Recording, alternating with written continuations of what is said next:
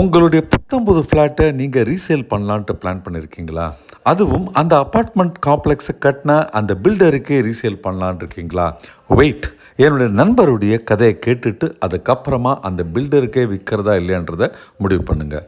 சென்னை சேர்ந்த ஒரு பில்டர் பார்த்தீங்கன்னா 2020 புத்தம் புதுசாக ஒரு ப்ராஜெக்டை லான்ச் பண்ணுறாங்க. 500 குடும்பங்கள் கொண்ட ஒரு பெரிய கேட்டட் கம்யூனிட்டியாக அந்த ப்ராஜெக்டை லான்ச் பண்ணாங்க. அதில் இல்லாத ஃபெசிலிட்டிஸே இல்லைன்னு சொல்லலாம். அந்த ஒரு காம்ப்ளெக்ஸ்குள்ளே பார்த்தீங்கன்னா ஸ்விம்மிங் பூல், அதை தவிர ஒரு கிளப் ஹவுஸ், அதையும் தாண்டி பார்த்தீங்கன்னா நடக்கிறதுக்கு ஒரு பெரிய ஸ்பேஸ், விளையாடுறதுக்குன்ட்டு தனி இடம், குழந்தைகள்லாம் ஓடி ஆடி விளையாடுறதுக்குன்ட்டு ஒரு பெரிய ப்ளே கிரவுண்ட், எல்லா இடத்துலையும் செக்யூரிட்டி கார்டு, அதை தவிர 24/7 சிசிடிவி கேமரா, நல்ல தண்ணீர், அதை தவிர ஒரு காற்றோட்டமான வெளிச்சமான பகுதி. ப்ரைஸும் பார்த்திங்கன்னா ரொம்பவே பட்ஜெட்டாக இருக்க நண்பர் அந்த இடத்த லாக் பண்ணி அங்கே தன்னுடைய புத்தம் புது வீட்டை வாங்கலான்ட்டு முடிவு பண்ணார். அந்த இடத்துல ஒரு அப்பார்ட்மெண்ட் புக் பண்ணலான்னு போனபோது அந்த அப்பார்ட்மெண்ட்டுடைய ஸ்டாஃப் எல்லாம் வித்தின் 2 இயர்ஸ், அதாவது 2022க்குள்ளே அந்த ஃப்ளாட்டை ஹேண்ட் ஓவர் பண்ணிடுவாங்கன்னு சொன்னாங்க. சென்னையின் மையப்பகுதியில் நண்பர் ஏற்கனவே வாடகைக்கு குடியிருந்தார். அதுவே பார்த்திங்கன்னா மாதம் 25,000 ரூபாய் வாடகை போயிட்டு இருந்தது. கையில் அதிகம் பணம் இல்லாமலும் வேறு எதுவும் சொத்து இல்லாதனாலும் நண்பர் பேசாமல் பேங்க்கில் லோன் போட்டு நம்ம இந்த அப்பார்ட்மெண்ட்டை வாங்கிடலாம், 2 வருஷத்துக்குள்ளே எனிவே அப்பார்ட்மெண்ட் கிடச்சிரும், அதுக்கப்புறமா அந்த ரெண்ட்டை இஎம்ஐ மாதிரி கன்வெர்ட் பண்ணி நம்ம ஆட் பண்ணி கொடுத்துடலாம். இப்படியெல்லாம் கணக்கு போட்டு நண்பர் 2020 அந்த அப்பார்ட்மெண்ட்டுக்கான புக்கிங் பண்ணார். 2022 வந்தது, 2023 வந்தது, 2024 வந்தது. 3 வருஷம் கழிச்சும் வீடு ஹேண்ட் ஓவர் ஆகலைங்க. நண்பர் ஒரு ப்ரைவேட் கம்பெனியில் ரொம்பலாம் அதிக சம்பளத்துக்கு இல்லைங்க, ஒரு ப்ரைவேட் கம்பெனியில் ஒர்க் பண்ணிட்டு இருந்தார். அவருடைய ஆசை தன்னுடைய குடும்பத்துக்கும் தன்னுடைய குழந்தைகளுக்கும் ஒரு நல்ல வீடு அப்பார்ட்மெண்ட்டில் வாங்கணுன்றது. அந்த ஆசைக்காக வாங்கின அந்த வீடு இன்னும் கட்டி முடிக்காமலே இருக்க அவர் கையிலேருந்து மாதம் பெரிய அமௌண்ட் இஎம்ஐயாக போய்கிட்டு இருந்தது. ஒரு பக்கம் இஎம்ஐ, ஒரு பக்கம் அவருடைய மந்த்லி ரெண்ட்டுன்ட்டு ஒரு பெரிய அமௌண்ட்டு அவருடைய சேலரியிலேருந்து போக குடும்பத்தை நடத்தவே ரொம்பவே சிரமப்பட்டார். 2024 எண்டில் தாங்க அந்த பில்டர் வீட்டை கட்டி முடித்து நண்பருக்கு ஹேண்ட் ஓவர் பண்ணார். அந்த 3 வருஷத்துக்குள்ளே நண்பரோட குழந்தைகள்லாம் பெரியவங்களாயிட்டாங்க. அது மட்டும் இல்லை, நண்பருக்கு பார்த்திங்கன்னா பல லட்சங்கள் இஎம்ஐயிலே போயிட்டு இருந்தது. ஒரு பக்கம் இஎம்ஐ, இன்னொரு பக்கம் ரெண்ட்டுன்ட்டு ஏகப்பட்ட பணம் நண்பருடைய கையிலேருந்து போயிருந்தது. லோனை முழுசாக செட்டில் பண்ண பிறகு அந்த பில்டர் நண்பருக்கு அந்த வீட்டின் சாவியை கொடுக்க நண்பர் சந்தோஷத்தோட அந்த வீட்டுக்குள்ளே காலடி எடுத்து வச்சார். ஆனால் அதே சமயத்தில் அவருக்கு ஒரு மிகப்பெரிய அதிர்ச்சி அவர் லைஃப்பில் ஏற்பட்டது. அவர் பார்த்திங்கன்னா ஒரு ஐடி இண்டஸ்ட்ரியில் வேலை செஞ்சுட்டு இருந்தார். அந்த நிறுவனம் சடன்லி மூடப்பட அவர் வேலையை இழக்க வேண்டிய ஒரு கட்டாயம் ஆயிடுச்சுங்க. இனிமேல் ரெண்ட் கட்ட தேவையில்லை, இஎம்ஐ மட்டும் கட்டினா போதுன்ட்டு ஒரு சந்தோஷ நிலைமையில் இருந்த நண்பருக்கு இது ரொம்பவே ஷாக்கிங்காக இருந்தது. புது வீட்டுக்கு இன்டீரியர் பண்ணணும், இதர செலவுகள்லாம் அவர் கழுத்தை நெரிக்க பேசாமல் அந்த வீடை விற்றுடுங்க, நம்ம வாடகையிலே இருக்கலான்ட்டு அவங்க ஒய்ஃப் அவருக்கு அட்வைஸ் பண்ணாங்க. எப்படியாவது இந்த ப்ராப்பர்ட்டியை விற்றுட்டு அதை செட்டில் பண்ணிவிட்டு நம்ம பேசாமல் சொந்த ஊருக்கே போயிடலான்ட்டு அவங்க ஒய்ஃப் அவரை ரிக்வஸ்ட் பண்ண நண்பர் வீட்டை விற்கிறதுன்ட்டு முடிவு பண்ணார்.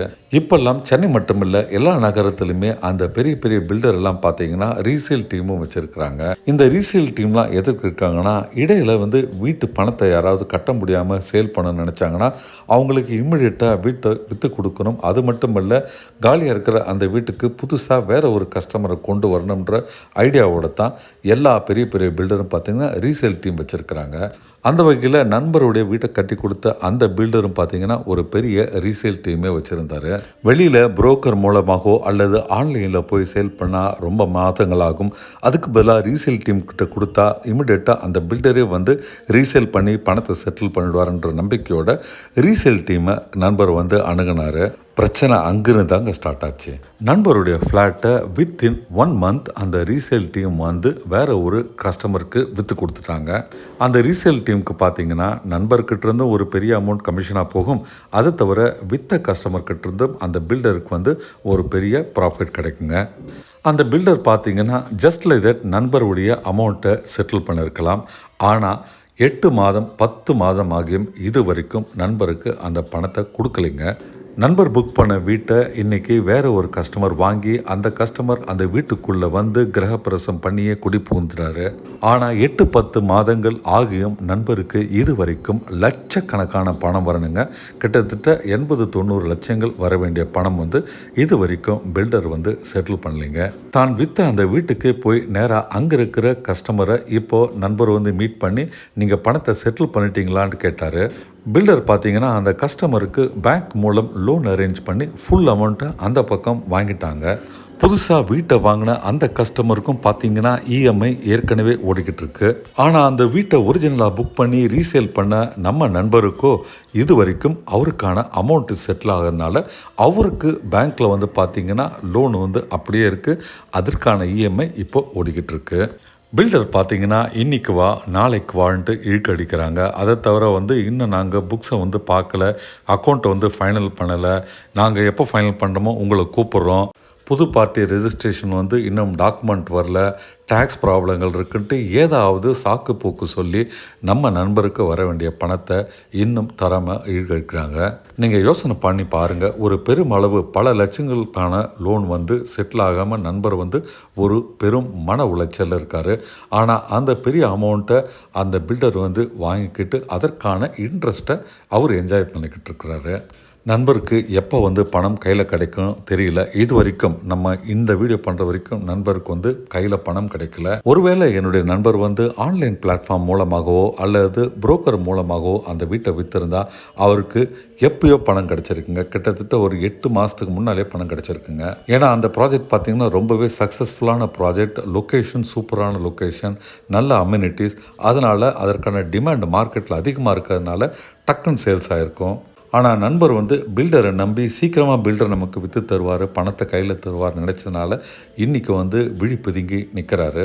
இன்றைக்கி சென்னை போன்ற பெருநகரங்களில் பல வெளிநாட்டு தமிழர்கள், வெளிநாட்டு இந்தியர்கள் பார்த்திங்கன்னா இன்வெஸ்ட்மெண்ட் பர்பஸ்க்காக ஒரு அப்பார்ட்மெண்ட்டோ ஒரு இடத்தையோ வாங்கி போடுறாங்க. வாங்கின ப்ராப்பர்ட்டியோட வேல்யூ அப்ரிஷியேட் ஆன உடனே அதை விற்கணும்னு முடிவு பண்ண பிறகு அவங்க இந்தியாவுக்கு வந்து விற்க முடியாதுன்றதுக்காக அங்கிருந்தபடியே எந்த பில்டர் தனக்கு அந்த வீட்டை கட்டி கொடுத்தாங்களோ அவங்களையே வந்து அப்ரோச் பண்ணி ரீசேல் பண்ணுறாங்க. எல்லா பில்டரும் வந்து இந்த மாதிரி லேட் பண்ணுவாங்க, எல்லா பில்டருமே வந்து பணத்தை வந்து எடுத்து வச்சுக்கிட்டு தராமல் இழுத்தடிப்பாங்கன்ட்டு நான் சொல்லலைங்க. பெரிய பெரிய கம்பெனியில் இம்மிடியேட்டாக செட்டில் பண்ணுற மாதிரி கம்பெனிஸும் நம்ம ஊரில் இருக்குது. இதில் சப்போஸ் நீங்கள் விற்கணும்னு நினச்சிங்கன்னா உங்கள் அப்பார்ட்மெண்ட்டை கட்டித்தந்த பில்டருடைய பேக்ரவுண்டை செக் பண்ணிவிட்டு அவர் எந்த ரகம் பார்த்துட்டு அதுக்கப்புறமா அவர்கிட்டே விற்கிறதா இல்லை லோக்கல் புரோக்கர் மூலமாக போகிறதா இல்லை ஆன்லைன் பிளாட்ஃபார்ம் மூலமாக விற்கிறதான்றதை முடிவு பண்ணுங்கள். Be smart. இந்த வீடியோ நண்பர் பட்ட கஷ்டத்தை வேறு யாரும் படக்கூடாதுன்ற நல்ல நோக்கத்திற்காக பண்ணப்பட்டது. சென்னை மட்டுமில்லை, உலகத்தில் இருக்கிற எந்த பில்டரையும் குறிப்பிட்டு நம்ம இங்கே சொல்லலை. இந்த வீடியோ பார்த்திங்கன்னா ஒரு அவேர்னஸ் பர்பஸ்க்காக, ஒரு எஜுகேஷனல் வேல்யூக்காக செய்யப்பட்டது.